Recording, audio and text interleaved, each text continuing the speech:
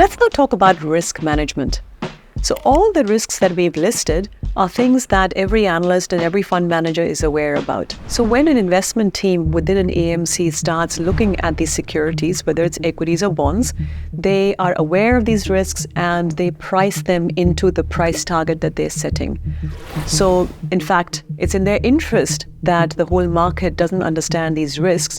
They do, and therefore something will be mispriced. That's what active management is all about. Having said that, there are things that most funds management teams would be doing. Obviously, diversifying is the simplest way to manage risks. So any individual security may have liquidity or pricing or any of those risks. By diversifying away, you are ensuring that you are not exposed to individual unsystematic risk. Having said that, you may have an interest rate assumption built into all of your models. And if your one interest rate assumption is wrong, then technically all the pricing you've done of all the securities could be wrong.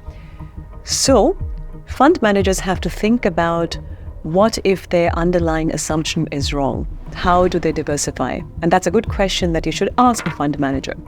But basically, diversification and ensuring that they're investing in relatively liquid or at least part of the portfolio in very liquid securities and so on is how they start.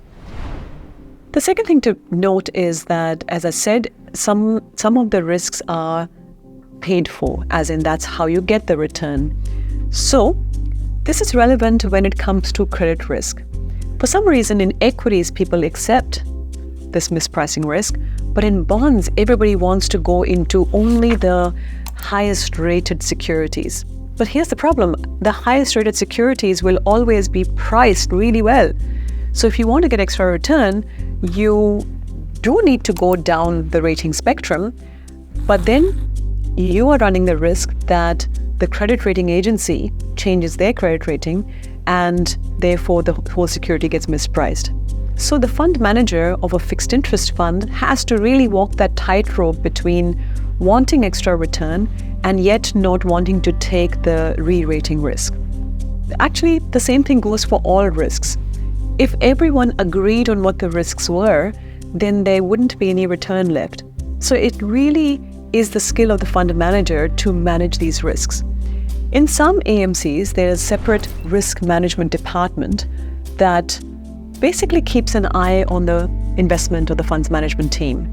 That means that the risk management team is also checking for these risks and making sure that the fund manager is not taking any unintended risks that they're not getting paid for, something they might just have overlooked. So it's an extra pair of eyes and ears and hands to sort of see that the portfolio is well diversified and getting paid for the risks it's taking.